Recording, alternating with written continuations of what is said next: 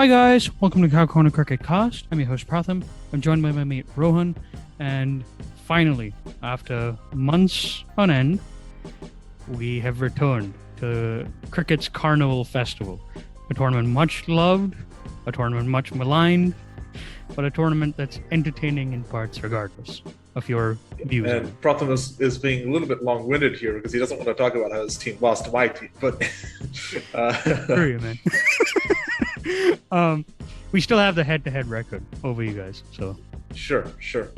But Didn't win. It didn't matter today, but sure. Yeah, well, I've got to take my I've got to take my silver linings when I can get them, right?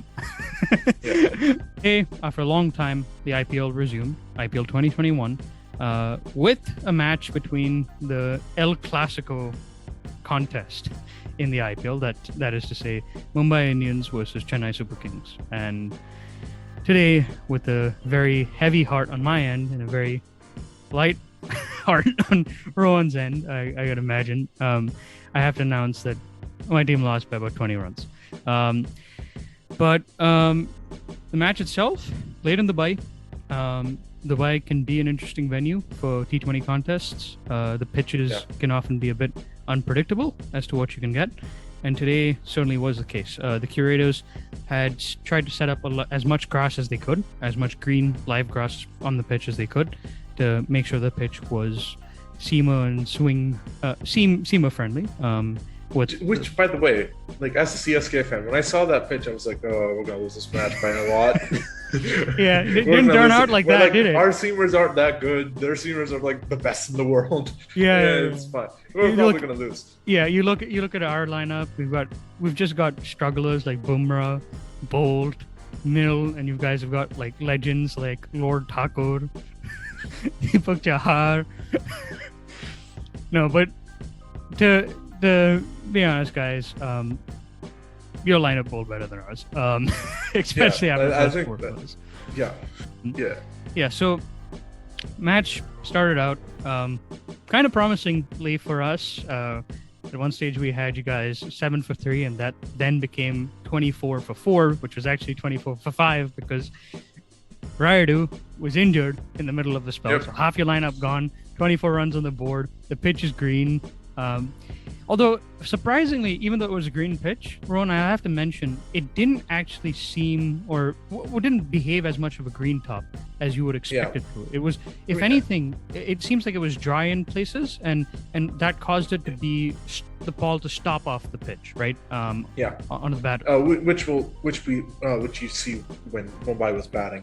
And then, but before that, Gaikwad, Bravo, and Jadeja put up a fantastic stand.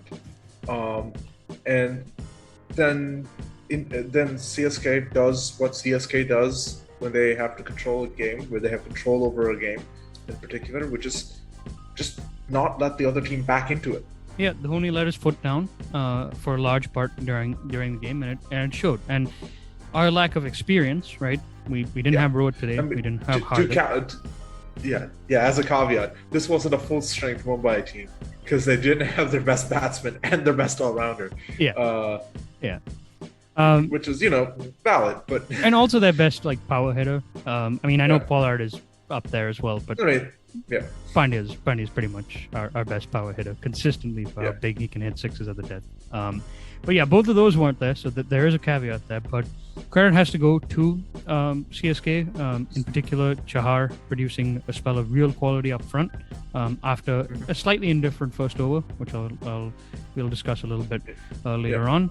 And then after he got the openers, right, that being QDK and the new cap, Molpreet Singh, who looked good. Very good, as a matter of fact. We'll talk about him a little bit as well. We had a situation where our batsmen sort of collapsed under pressure, and the antics of the pitch, right, particularly with the likes of Suryakumar Yadav getting a ball that bounced a bit higher on him, that stayed in the pitch all as well, so he couldn't quite time it. Ishan Kishan also playing a check shot, very daft shot, as we'll talk about later, but one that was also likely to the vagaries of the pitch with the ball not quite being timed. And then you had the odd one that was skidding in through, right? So somebody like Pollard got an LBW decision with a ball that did sort of zip through the pitch and nipped back. And the Pollard wicket was crucial, right? Because guys, once Pollard got out, right, it was 71 for 40. The game was pretty much in. So 71 for 40, but yeah. Yeah, 71 off 40 required, I should say. Oh yeah. Sorry. But no worries. But yeah, that with more than half of our lineup gone, essentially, game pretty much was set, done, and matched, right? As a CSK fan, I have seen Kieran Pollard steal matches for Mumbai. He did it the last time. He did it the last time. He did it. He does it every time. This is what he does. Like, Mumbai should just seriously consider just picking him specifically so that he messes with. You don't have to play him in any other matches. He can be 40 years old and he'll still manage to score like a quick fire 30 that saves the match against CSK. Yeah, and he was the only one who seemed to understand that he needed to sort of bat in a partnership with Saurabh Tiwari on the other end, who was slow, but was again trying to stabilize the innings, sort of like how Gaikwad had done in CSK's innings, right? But you guys get him out, and then Krunal goes for that absolutely suicidal run out. The run was never on. Bravo intercepts the ball, throws it back to Dhoni, runs him out, and at that point, right, we really were out of the match for a very simple reason, and that with the lack of Pandya especially, right, we had a lack of an all-rounder or a lower order batsman in that lineup, right? Because the guy who came out at number 8, Adam Mill, basically can't. He's really a number 10.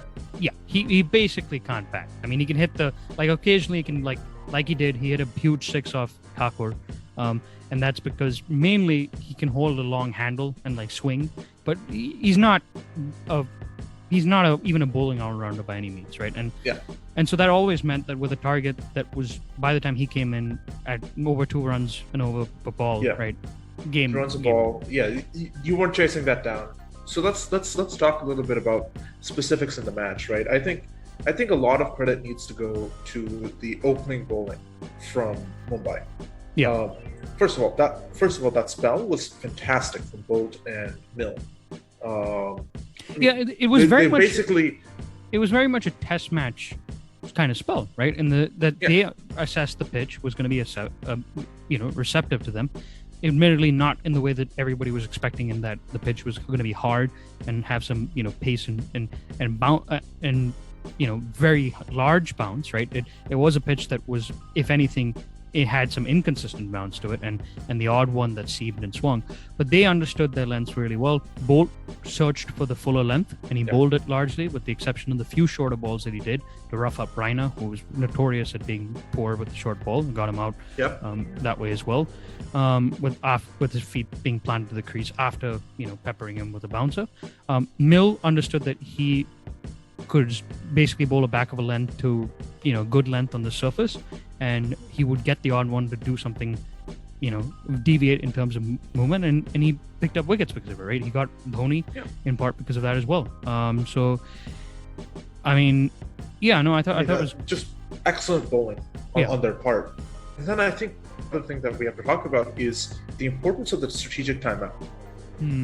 Kieran Pollard, I think, missed a trick when he brings on Jasprit Bumrah to bowl that 1 over before the timeout. And then he doesn't bring him back. They take their foot off the. I'll say this: Rohit Sharma would never take his foot off of CSK's throat at that point. No, he wouldn't. Which is why Rohit Sharma is one of the best captains in India. Right? Yeah, he is fantastic. When he sees the advantage, he will put more pressure, because CSK was in a similar game situation to Mumbai earlier in the match, and they just didn't let them have anything easy. Was the real problem here, right, was putting on Chahar to bowl at that particular stage. Now, Chahar is comfortable using the ball, and he's normally bowled around that early middle over phase of after the power play, right? So like we're talking about over 7 to 11 or 13, right? So in and of itself, Chahar is not the problem. The problem is, though, that when you have half the team back on your side, and you can tell that the faster men are clearly enjoying the surface more than the spinners, right? They're the ones who took the majority of the wickets. Not, I think maybe one wicket fell to. Well, actually, no wickets fell to a spinner in this match, as a matter of fact. So yeah, no, not a single spinner took the wicket. and some people who are probably watching this are like, hey, didn't Gaikwad get dropped off of Chahar at one point? So why was that necessarily a bad move? It was a bad move because the pitch didn't have enough to encourage the spinners, specifically in terms of tone, right? Yeah. And so even though there was some odd balls that kept a bit high and it kept a bit low, that would encourage a leg spinner. Yeah, Gaikwad got done by bounce against Chahar. He didn't get done by turn. He wasn't deceived on the line or the length. It was just how much height the ball had. Yeah, and even though Chahar is a lovely leg spinner, it was just the sort of thing that you needed to get him off the hook, right? Because what people won't realize going back through just the scorecard, they look at the Gaikwad, 88 off 58. It was and think, oh, he was fluent from the word go in a pitch that was really hard to bat on, and he was fantastic. But it wasn't like that, right? He actually struggled a lot initially against Mill and Bolt, and he genuinely found the going very tough. There were a bunch of shots which he was playing. There were defensive shots where his foot wasn't, his pad, I should say, wasn't in line with the bat. Effectively, his head was falling a little bit over, right?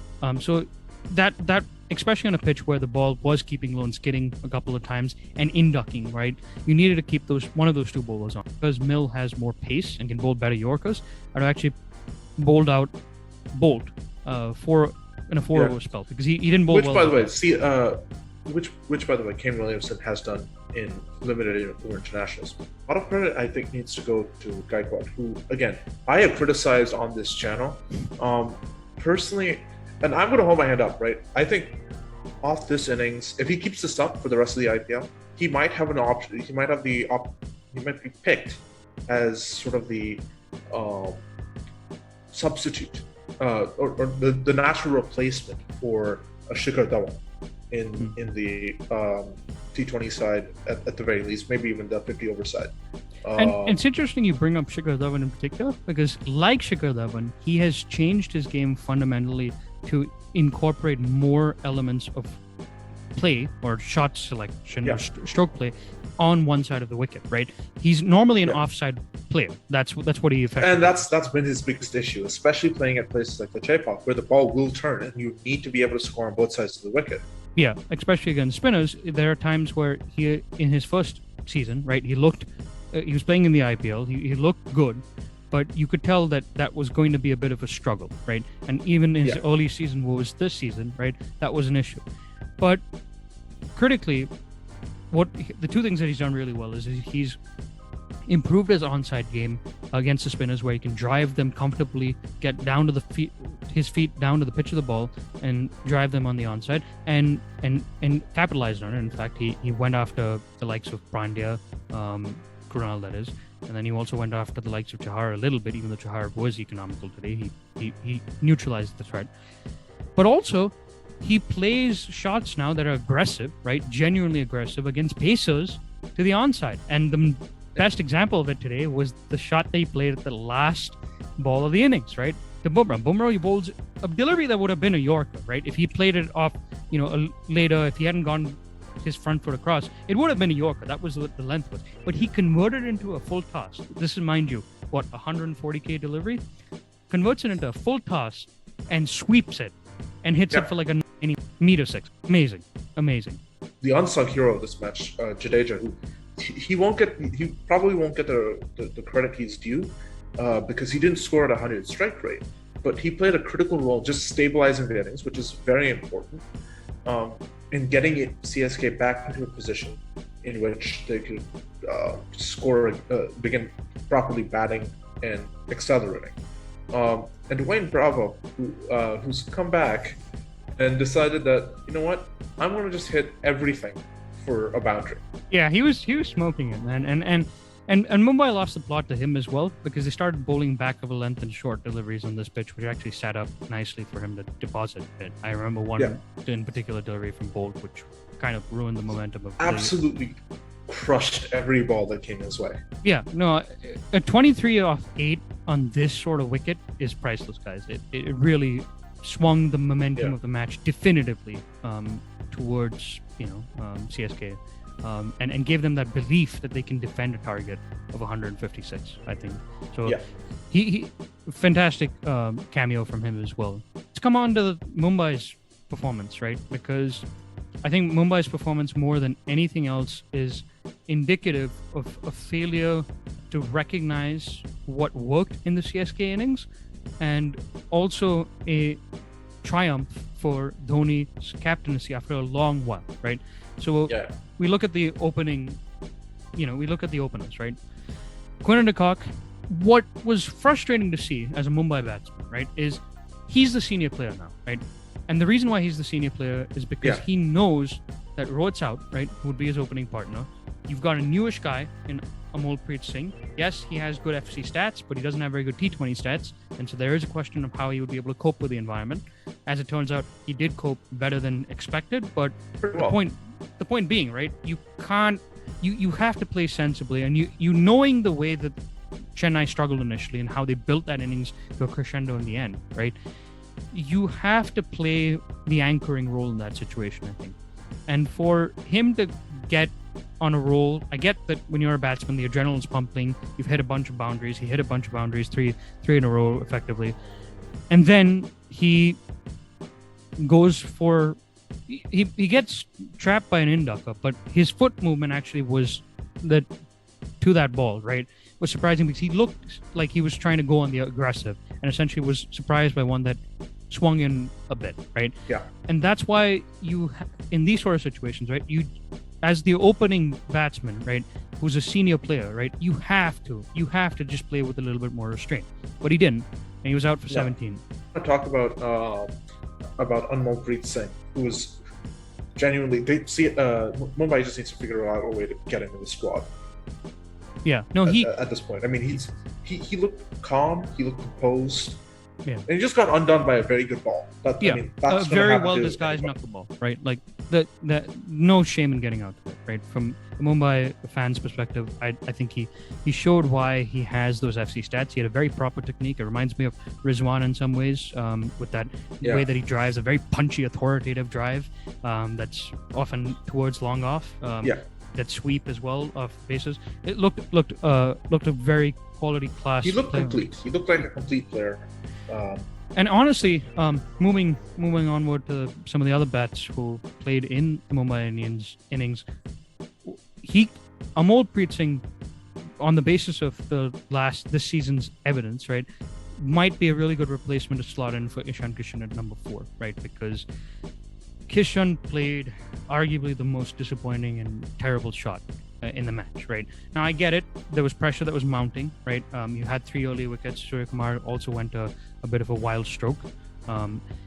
You know that the guy who you're batting with on the other end, Saurabh Tiwari, is not necessarily known for being the most aggressive, especially against pacers, where his shot selection is restricted largely to the offside in the covers region, with the odd clip and so forth. He likes to only sort of slog, sweep against spinners, and they weren't getting too many of those.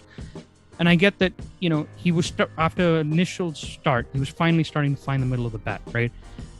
But Dhoni set the trap.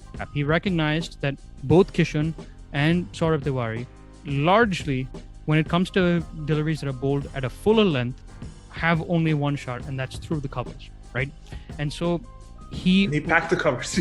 There was at one point in the match where he had like 2 cover fielders at short cover, and he had a sweeper on the boundary. It's just like, why are you doing this? It's specifically because he knows that they're only going to cover drive. They're not going to go and do anything to change the angle. They're not going to try and play a different shot. No, they're just going to drive it through the covers. Yeah, and critically, unlike Mumbai's bowlers in the middle overs, Bumrah included, who I thought bowled well but bowled a little bit too short, CSK's bowlers bowled a fuller length, right?